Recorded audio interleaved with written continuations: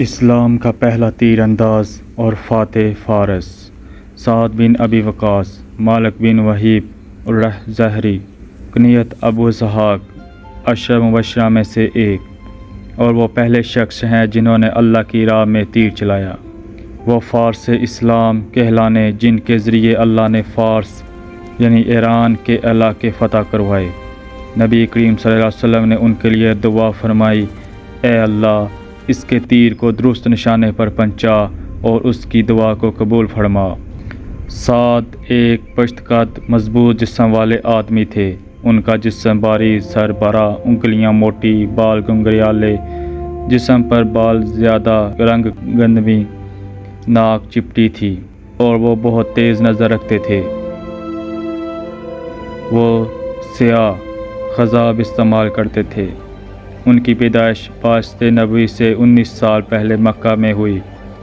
وہ قریش میں پلے بڑھے اور تیروں کو سیدھا کرنے اور کمان بنانے کا کام کرتے تھے، جس کی وجہ سے وہ اسلام سے پہلے ہی قریش کے ماہر ترین تیر اندازوں میں شمار ہوتے تھے۔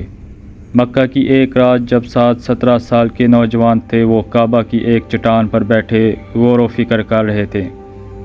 کبھی کعبہ کی طرف دیکھتے جو بتوں سے بھرا ہوا تھا، اور کبھی اس گھر کی طرف جہاں رسول اللہ صلی اللہ علیہ وسلم اپنے ابتدائی ساتھیوں کے ساتھ خفیہ طور پر قرآن سکھاتے تھے، یعنی دار ارقم، اسلام کی پہلی درسگاہ کا نام۔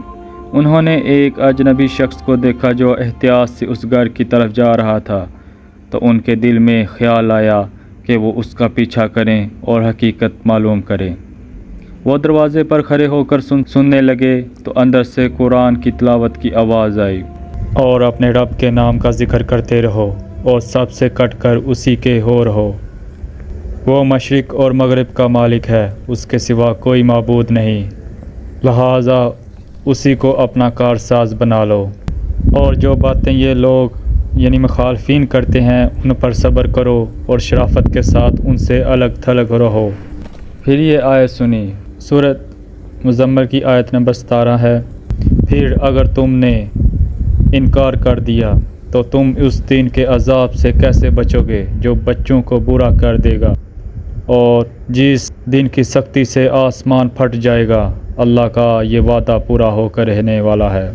اس آیت نے سعد کے دل پر گہرا اثر کیا۔ وہ کانپ اٹھے، جسم میں لرزش طاری ہو گئی، اور بار بار اس آیت کو دہراتے رہے۔ پھر حیرت اور خوف کے عالم میں واپس لوٹے اور اس دن کے بارے میں سوچتے رہے۔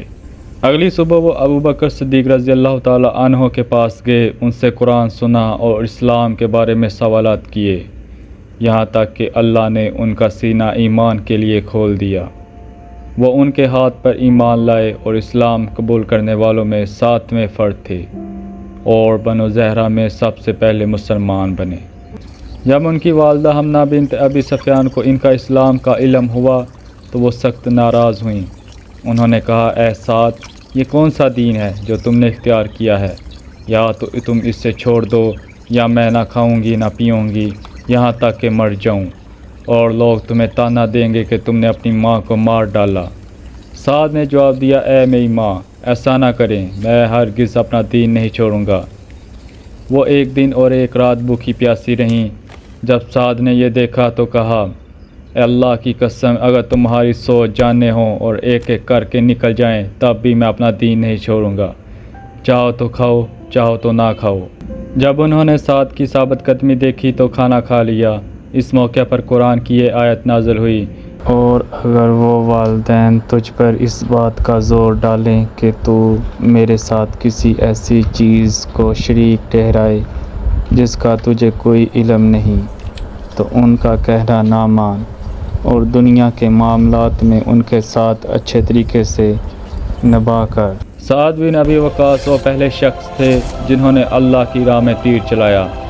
وہ عبیدہ بن الحارث کی سرکردگی میں ایک دستے کے ساتھ تھے جو رسول اللہ صلی اللہ علیہ وسلم کی طرف سے پہلا جھنڈا تھا۔ اس موقع پر سعد نے ایک تیر چلایا جو اسلام میں پہلا تیر تھا۔ غزوہ احد میں وہ رسول اللہ صلی اللہ علیہ وسلم کے سامنے ڈٹ کر کھڑے ہوئے اور تیر برسا کر آپ صلی اللہ علیہ وسلم کا دفاع کرتے رہے۔ نبی صلی اللہ علیہ وسلم نے فرمایا، نبی کریم صلی اللہ علیہ وسلم نے فرمایا تیر چلاؤ سعد، میرے ماں باپ تم پر قربان ہوں۔ حضرت علی رضی اللہ تعالیٰ عنہ فرماتے ہیں کہ میں نے نبی صلی اللہ علیہ وسلم کو کسی کے لیے اپنی ماں باپ کو جمع کرتے نہیں سنا سوائے سعد کے۔ سعد بیت الرضوان میں بھی شریک تھے اور تمام غزوات میں رسول اللہ صلی اللہ علیہ وسلم کے ساتھ رہے۔ غزوہ بدر میں انہوں نے اپنے ستیلے بھائی عتبہ بن ابی وقاص کو قتل کیا جو مشرکین کے ساتھ تھا۔ وہ مستجاب الدعویٰ تھے، نبی صلی اللہ علیہ وسلم نے ان کے لیے دعا فرمائی۔ بدر کے دن ساتھ دعا کرتے تھے، اے اللہ ان کے قدم ہلا دے، ان کے دلوں میں رعب ڈال دے۔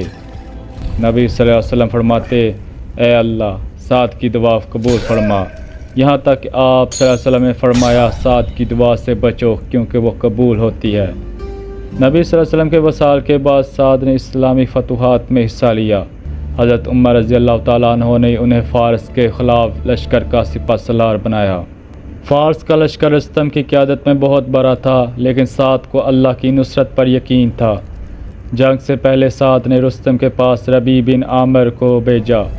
جب وہ رستم کے دربار میں داخل ہوئے تو سادہ لباس میں تھے اور اپنے نیزے سے قالین پھاڑتے ہوئے کہا، اللہ نے ہمیں بھیجا ہے تاکہ ہم لوگوں کو بندوں کی عبادت سے نکال کر اللہ کی عبادت کی طرف لائیں، دنیا کی تنگی سے اس کی وسعت کی طرف اور ظلم سے عدل اسلام کی طرف۔ پھر مغیرہ بن شعبہ کو بھیجا گیا جن کا بھی رستم کے ساتھ زبردست مکالمہ ہوا۔ شعبان 15 ہجری میں جنگ قادسیہ ہوئی۔ سعد اس وقت بیمار تھے اس لیے میدان میں نہ جا سکے، مگر محل کی چھت سے جنگ کی نگرانی کرتے، احکامات لکھ کر بھیجتے رہے۔ آخر کار اللہ نے مسلمانوں کو فتح دی، رستم مارا گیا اور فارس فتح ہو گیا۔ اس کے بعد سعد نے مدائن فارس کا دارالحکومت فتح کیا۔ وہ کسریٰ کے محل ایوان کسریٰ میں داخل ہوئے، وہاں 8 رکعت نماز فتح ادا کی، سورۃ الکہف اور سورۃ السجدہ کی تلاوت کی اور فرمایا اگر یہ محل کسی کے لیے باقی رہتا تو اچھا محل تھا، مگر یہ جلد ویران ہو جائے گا۔ سعد کوفہ کے پہلے گورنر بنے، انہوں نے وہاں جامع مسجد اور دارالمعارہ تعمیر کروائی اور لوگوں سے بلیغ و خطبات کیے۔ اس عظیم ہستی کا یہ ایمان افروز داستان دوست احباب سے لازمی شیئر کریں۔